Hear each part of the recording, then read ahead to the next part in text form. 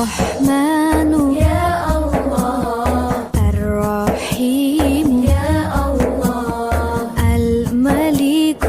يا الله، القدوس يا الله، السلام يا الله، المؤمن يا الله، المهيمن يا الله، العزيز يا الله، الجبار يا الله، المتكبر